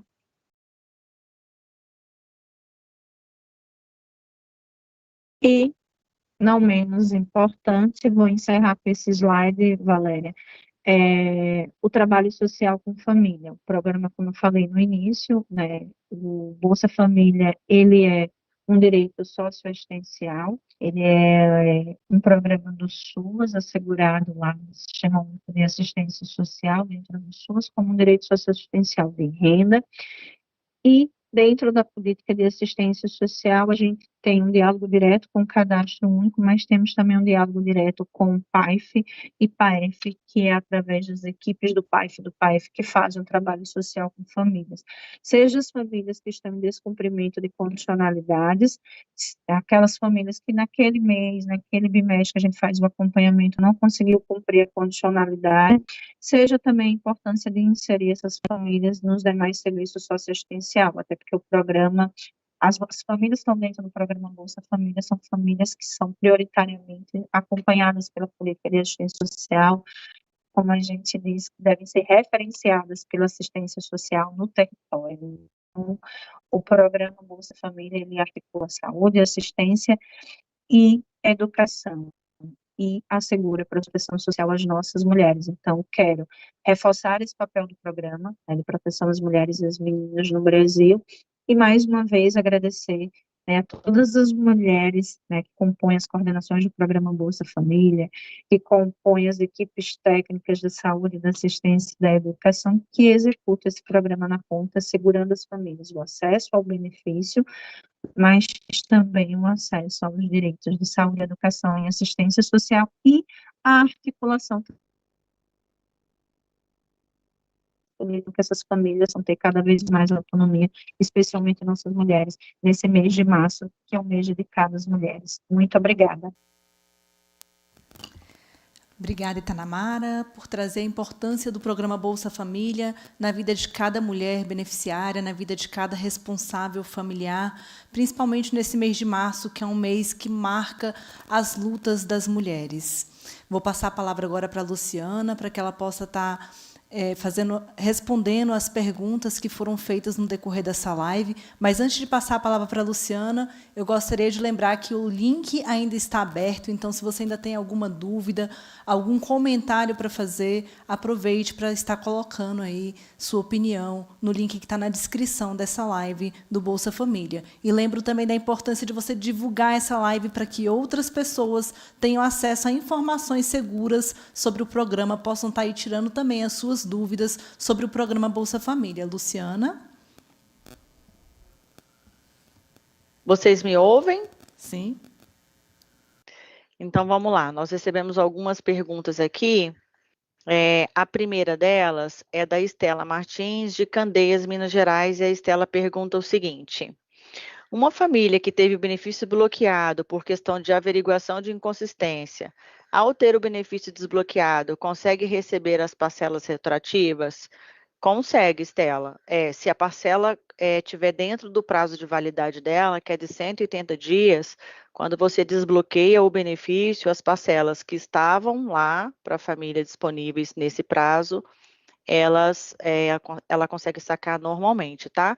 O que precisa ser observado é que se a família recebia o seu benefício só pela plataforma social, se ela recebia por algum tipo de conta corrente, conta bancária, né, conta da poupança social, poupança da Caixa, quando a gente bloqueia o benefício, a gente não pode depositar esse benefício bloqueado na conta corrente, porque ela tem características próprias que são reguladas pelo Banco Central. Então, o benefício dessa família, ele passa a ficar depositado na plataforma social. A gente tem aqui na Senarc um mecanismo para, uma vez por mês, buscar na plataforma social benefícios que estejam liberados das famílias para depositar de volta nas suas contas. né? Mas se de repente o benefício foi bloqueado num período em que a gente ainda não chegou nessa rotina, vale a pena orientar a família para verificar também na plataforma social. Quando ela vai sacar o benefício dela, que ela saca o benefício, se ela não tiver sacado a totalidade, ele faz um alerta, o sistema faz um alerta, e nem sempre a família observa isso. Mas, de qualquer forma, os benefícios são liberados sim, tá? Tem uma outra pergunta da Elaine Sampaio. Deixa eu ver aqui, da Elaine. De Elísio Medrado, Bahia. Elaine trabalha lá com cadastro único e ela perguntou o seguinte: o retorno garantido se aplica a unipessoal, mesmo que o município esteja com mais de 16%? Sim, se aplica. A família que está no retorno garantido, ela volta para a folha se ela tiver as condições, se ela tiver todas as condições de atendimento no programa, cumpriu todas as regras do programa e ela estiver dentro do que vale para o retorno garantido, ou seja, o cancelamento dela ocorreu ou por desligamento voluntário ou por fim do prazo de regra de proteção, após a atualização cadastral, você pode fazer reversão de cancelamento e ela vai voltar para a folha, mesmo se ela for uma família unipessoal e estiver no município que esteja acima de 16%, tá bom?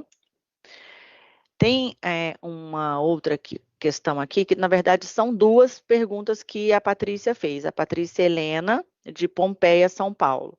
A primeira pergunta é: quando é atualizado por integração de dados, a família não precisa vir atualizar? Eu vou considerar que você está perguntando sobre o processo de revisão cadastral, né? Revisão de benefícios. Quando a família tem o seu cadastro atualizado, a data do seu cadastro atualizado por integração de dados, Patrícia, o que acontece é que essa família recebe uma nova data de validade do seu cadastro para efeitos de atualização. Então, quando que ela vai precisar atualizar? Quando essa nova data estiver vencendo. Então, não é que ela não precisa atualizar, mas a data dela vai mudar certamente, tá? Então, se mudar para ainda este ano, em algum momento deste ano ela vai ter que atualizar, se a nova data de atualização dela, de validade do cadastro dela for essa, tá? O que essa atualização por integração de dados faz é isso, ela te dá uma nova data de atualização cadastral, portanto, ela te dá uma nova data de necessidade de fazer a atualização por prazo máximo de cadastro, tá? E a outra pergunta que a Patrícia fez é a seguinte: e quando tem denúncia que a mãe é registrada na prefeitura, com a atualização do CNIS, aparece que ela está com a carteira assinada? Eu não sei se eu entendi bem, porque quando a atualização do CNIS acontece e tem essa renda da carteira assinada, a atualização do CNIS atualiza a renda do cadastro e isso tem efeitos ou não nos benefícios. Se a nova renda da família atualizada lá pelo CNIS colocar essa família acima do patamar de atendimento do Bolsa Total, ela vai ter o benefício cancelado. Se ultrapassou os 218, mas ficou abaixo dos 706, ela vai entrar em regra de proteção, tá? Essa é a regra que vale para todo mundo. Com relação à denúncia, eu não vi muita relação aqui na sua pergunta, posso não ter entendido. Mas com relação à denúncia, as denúncias elas precisam ser verificadas pela equipe do Cadastro Único, porque a gente está falando aqui de uma denúncia de renda, pelo que eu estou entendendo, ou seja, me parece que alguém tem uma renda que não está declarada no Cadastro Único e alguém fez uma denúncia acerca dessa renda. Então, o que precisa ser feito é cumprir os ritos da Portaria 810, que regulamenta o uso do Cadastro Único, e ela lá orienta como é que faz para você verificar uma situação de possível não declaração de renda para o Cadastro Único, tá? De benefícios, deixa eu ver se tem mais alguma. Tem uma aqui da Ana Clara, que chegou agora, Ana Clara Silva Marques, de Conceição de Alagoas, Minas Gerais. Ela pergunta: aonde eu consigo uma lista somente dos beneficiários unipessoais com nome e CPF? Ana Clara, é possível que você consiga essa lista no próprio sistema do Cadastro Único. Eu não tenho como afirmar para você, porque eu não acesso o sistema com tanta a mesma facilidade que vocês aí, tá? Mas é possível que tenha como filtrar lá, porque essa informação está no Cadastro Único, né? se é uma família unipessoal, ela está registrada lá, então é possível que você consiga lá, inclusive, se você conseguir essa lista, certamente ela vai ter nome e CPF, porque as famílias cadastradas no Cadastro Único têm esses dados lá, né? E tem uma última pergunta aqui, que chegou agora, deixa eu ver aqui, que é da Luana Sabrina, de Tangará da Serra, Mato Grosso. Quando é feita a transferência de unipessoal que recebe Bolsa Família para uma cidade que ultrapassou o limite dos 16% na cidade, ele vai continuar recebendo benefício? Vai, Luana, ele vai. Se ele está vindo através de uma transferência, ele não vai ter interrupção dos pagamentos do benefício dele, a não ser que nessa transferência também se alterem características do cadastro único dele que tornem essa família uma família inelegível para o Bolsa Família, tá? Essa é a única condição dele não continuar recebendo benefícios. Porque quando você faz uma transferência, você também está fazendo uma atualização cadastral. Então, essa atualização cadastral vai ser considerada para efeitos de a gente verificar a situação do benefício da família, se ela continua recebendo, se ela não continua, se os valores mudam, se não mudam. Mas, com relação ao fato dela ter ido para um município que já tem o limite de 16%, isso não vai ser um impeditivo para ela continuar recebendo os benefícios, não, tá bom? Que tinha aqui de benefício era isso, Valéria. Aí eu não sei se tem alguma coisa para a Itanamara responder ou para a Carla responder. Devolvo a palavra para vocês. Obrigada, Luciana, pelos esclarecimentos das dúvidas da nossa audiência. Vou passar agora a palavra para a Itanamara Guedes, para que ela também possa estar solucionando os questionamentos referentes às condicionalidades do programa Bolsa Família. Oi, pessoal. Eu vou agradecer a todos e todas que interagiram, mandaram perguntas para nós, né? Algumas perguntas para tentar responder.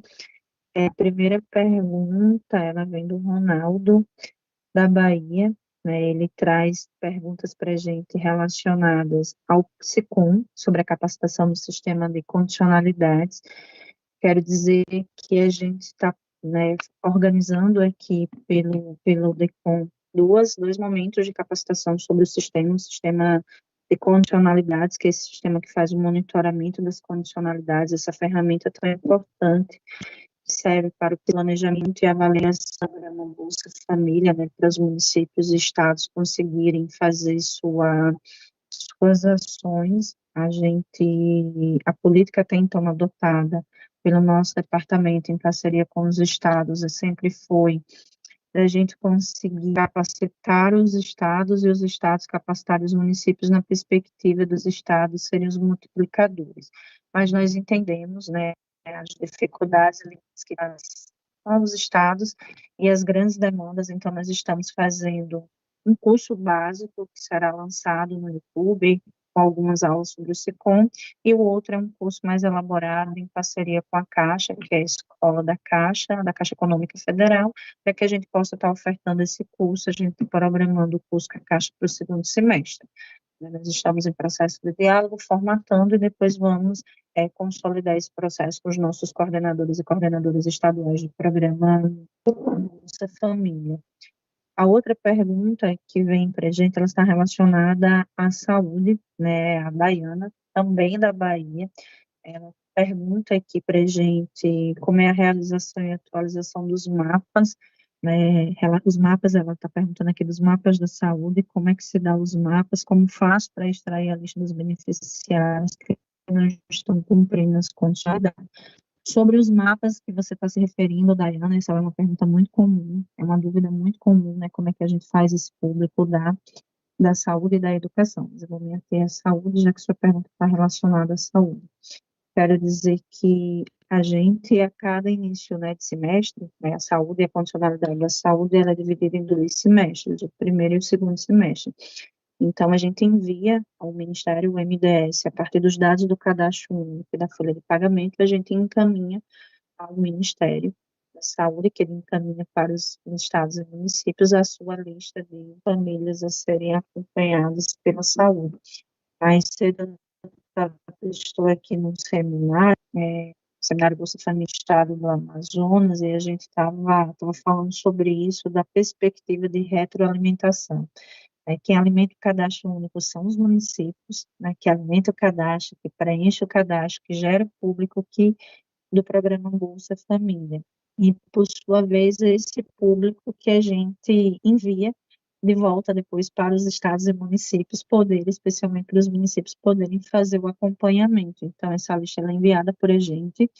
Assim que faz a abertura, é importante que todos tenham acesso ao calendário, a instrução normativa que a gente lança todo final de ano, que lançamos no final de 2025, com o calendário referente às condicionalidades de 2026. Então, vocês tenham acesso a esse calendário, está logo na hora que vocês acessam o SECOM, está na nossa página também do MDS, para que vocês possam saber quando é que se dá a abertura do sistema, quando é que fecha essa coleta e esse prazo de 6 meses que tem para fazer esse acompanhamento e lançar no sistema. E o bom da saúde é que você vai tendo, cada vez que você alimenta o sistema do acompanhamento da funcionalidade, você vai tendo essas parciais, para não deixar somente para a última hora, para lançar no sistema os dados do acompanhamento. Então, somos nós que geramos esse público, esses mapas que vão sobre a lista dessas famílias beneficiárias que não cumpriram as condicionalidades. Vocês podem ter acesso a lista pelo SICOM, né, que é esse sistema que é um sistema da gente, do próprio MDS, Departamento de Condicionalidades da SENAC. Lá vocês têm acesso à lista dessas famílias e não cumpriram as condicionalidades, vocês vão lá na aba repercussão e vocês vão imprimir essa lista. Então, aqui aproveito para reforçar o que a gente tem orientado, inclusive está na nossa legislação, na portaria que trata sobre a gestão de condicionalidades, que o coordenador do programa Bolsa Família da Assistência Social, ele pode solicitar o acesso dos demais coordenadores do programa, tanto da educação como da saúde, ao SICOM, assim como da equipe técnica do PAIF acesso ao SICOM. Então, está lá no SICOM, e é dentro do SICOM que você pode ter acesso a essa lista. E aí, já falando um pouco dessa lista e de ter acesso ao SICOM, vem uma outra pergunta do Edivaldo, de Minas Gerais, de Contagem. Teve em Minas Gerais, acho que no início desse mês, no início desse mês eu fui em Minas Gerais, participar do seminário intersetorial, para mandar um abraço para a coordenadora de lá, Suzana, e também para todos que fazem o programa Bolsa Família em Minas Gerais. E lá ele pergunta quais são as orientações, né, considerando a grande parte das famílias em não cumprimento das condicionalidades do programa Bolsa Família, enfrentam barreiras estruturais nos territórios, como acesso limitado à saúde, educação, esporte, cultura, trabalho e fragilidades na rede e apoio local. Quais são as orientações e possíveis intervenções que o MDS recomenda para que as equipes do CRAS-CREA possam desenvolver junto às famílias e às comunidades, de modo a fortalecer o cumprimento das condicionalidades e enfrentar fatores que vão além das responsabilidades individuais? Essa pergunta ela é muito importante. Primeiro, dizer que as condicionalidades ela é um pacto entre o serviço público e as famílias. As famílias têm um compromisso de, no caso da educação, matricular suas crianças e os adolescentes, e da saúde aderirem o acesso ao serviço da saúde, né? Então, aderir à promoção da saúde ofertada pelo serviço de saúde local. Quando a gente trata desses enfrentamentos estruturais, dessas barreiras estruturais da política pública, o programa Bolsa Família ele traz à luz como está organizado os serviços públicos pelo Brasil, como nos mais diversos municípios, como se organiza esses serviços públicos e a dificuldade que a população tem de acessar esses serviços públicos, né? A necessidade cada vez mais da gente reforçar o termo universalização e equidade, que é dar mais atenção dentro do serviço público àqueles grupos que mais precisam de atenção, de acesso a essas políticas. Então, dentro do preenchimento, vou dar como exemplo aqui a educação, lá está previsto que em casos, por exemplo, de problema de oferta de transporte escolar, problema de estrutura na escola, não ter aula, não ter professor, lá na hora de preencher, na justificativa da frequência, você pode colocar isso, está previsto na lista de motivos, isso, né, questões estruturais que as famílias enfrentam do acesso a esses serviços públicos. Então, está previsto para vocês justificarem na frequência, mas o que a gente quer, de fato, é que as famílias consigam acessar os serviços públicos. Então, a nossa perspectiva vem de que a gente possa fortalecer esses serviços. Então, eu quero dizer estratégias do que podem serem feitos. A primeira estratégia é reforçar para vocês as comissões intersetoriais. E, como eu falei que eu vim de Minas Gerais no início do mês, eu estive aí, a coordenação estadual lançou uma cartilha muito interessante que fala sobre o que são as comissões intersetoriais. As comissões intersetoriais são estratégias de gestão que nós estimulamos que as coordenações municipais e estaduais do programa, elas possam desenvolver, elas instituírem comissões, comitês intersetoriais, onde tem a participação de secretários e coordenadores do programa Bolsa Família e de outras políticas que vocês acham que sejam necessárias para juntos pensarem em estratégias, colocarem as famílias do Bolsa Família, como eu falei aqui na apresentação, como prioridade no planejamento municipal, para pensar políticas públicas para que essas famílias possam acessar, seja as políticas de saúde e educação, mas também as demais políticas públicas. Então, a gente orienta que vocês fortaleçam essas comissões intersetoriais, que os secretários de Educação, Saúde e Assistência Social eles possam participar dessas comissões intersetoriais, que convidem outras políticas públicas, que façam recorte das nossas mulheres, da juventude, para as nossas meninas, que também façam o recorte relacionado à população urbana, rural, indígena, pescadores, né, os demais diversos segmentos que compõem o programa Bolsa Família. E, por último, não menos importante, dizer que a Secretaria Nacional de Assistência Social, que é comandada pelo mineiro André Quintana, ela lançou os cadernos, né, as trilhas. Dentre as trilhas tem uma trilha que é a trilha do PAIF, que trabalha diretamente com as famílias do programa Bolsa Família. Lá tem as orientações, né, de como fazer trabalho, de como o PAIF, né, as equipes do CRES e CRES podem fazer esse trabalho social com as famílias naquele território, fazer políticas públicas. Então, é um documento importante, é uma orientação feita pelo MDS, né, com a parceria SENAF, coordenação do Bolsa, e a Secretaria Nacional de Assistência Social, que coordena a política de assistência social. E hoje foi um dia histórico. Aproveito também já para fazer propaganda. Hoje também foi um dia histórico, se lançou uma trilha, que é essa trilha que trata do trabalho social com famílias, com foco às nossas mulheres no enfrentamento à violência contra as mulheres. Então, hoje se lançou aqui aí no MDS em Brasília, o SUAS por Elas. Então, reforçando que o programa, né, o Sistema Único de Assistência Social tem como principal público de atendimento as nossas mulheres. E também é um sistema que, majoritariamente, suas trabalhadoras e gestoras são mulheres. Então, uma das formas que a gente tem feito de parceria de orientação são as trilhas, elas estão disponíveis no site do MDS para vocês acessarem. Tem também no canal do YouTube o lançamento da trilha, explicando os conteúdos, tem aulas, vídeos, aulas falando sobre a trilha. Então, são estratégias que a gente tem feito dentro do MDS, parceria, Secretaria Nacional de Assistência com a SENAC, para fortalecer esse trabalho social com a família e orientar, né, as equipes técnicas da política de assistência social, que são tão necessárias e importantes, né, para a inclusão social, a promoção da inclusão social das famílias no território. É isso, Valéria, passo para você e agradeço todas as perguntas.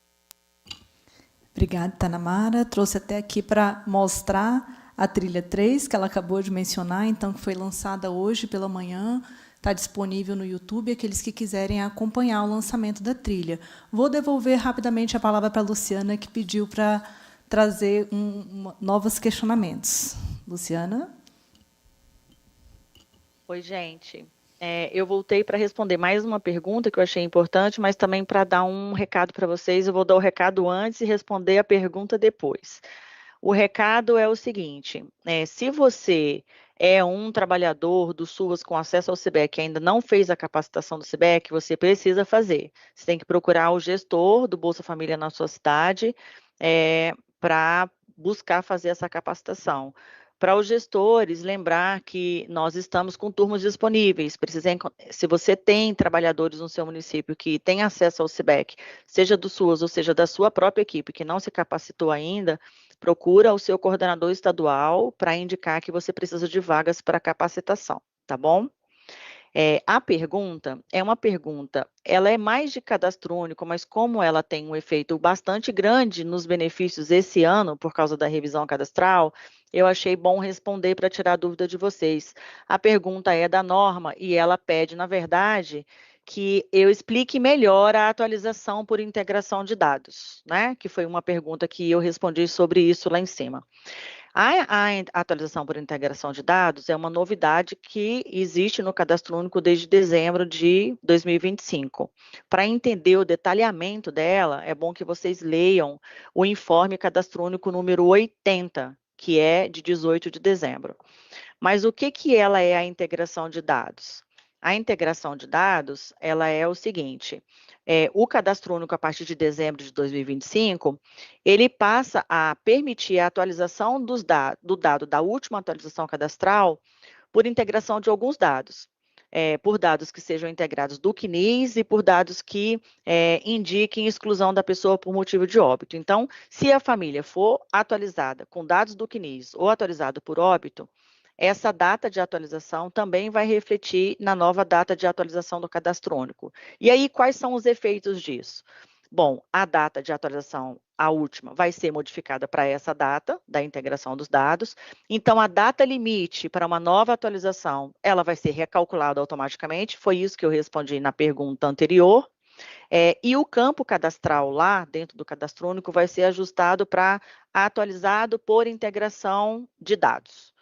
E aí tem duas coisas importantes que vocês precisam saber sobre isso. Primeiro, a atualização de cadastral por integração de dados, ela não acontece de forma consecutiva, o que significa que se ela acontecer uma vez para a família, a próxima atualização cadastral dessa família obrigatoriamente tem que ser com a presença dela lá no município onde faz a atualização de cadastro das famílias do município, tá? Então, não acontece 2 vezes consecutivas, 3 vezes consecutivas. Aconteceu uma vez, a próxima obrigatoriamente tem que ser com a presença da família. E a outra coisa importante é que essa atualização não vale para todo mundo.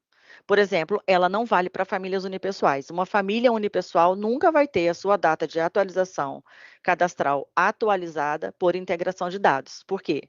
Porque é necessário que a atualização da família unipessoal seja feita com a entrevista em domicílio. Então, a gente não vai fazer essa atualização sistêmica, o cadastro não faz, tá?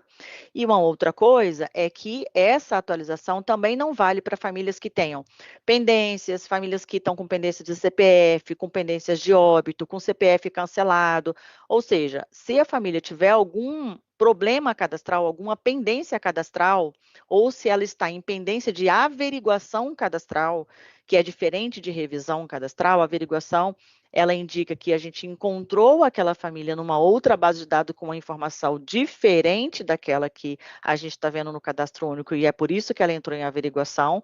Nesses casos, essa família não vai ter a sua data de atualização atualizada por integração de dados, tá? E, por último, é que a data da entrevista da família não vai ser alterada, porque a atualização ocorrida por integração de dados não foi feita por uma entrevista, foi feita pelo sistema através de uma integração. Então, a data de atualização lá atualiza, mas a data da entrevista não vai ser atualizada. Eu estou avisando isso porque, às vezes, o município acha que é erro. A data não mudou, a data da entrevista não vai mudar mesmo, tá bom?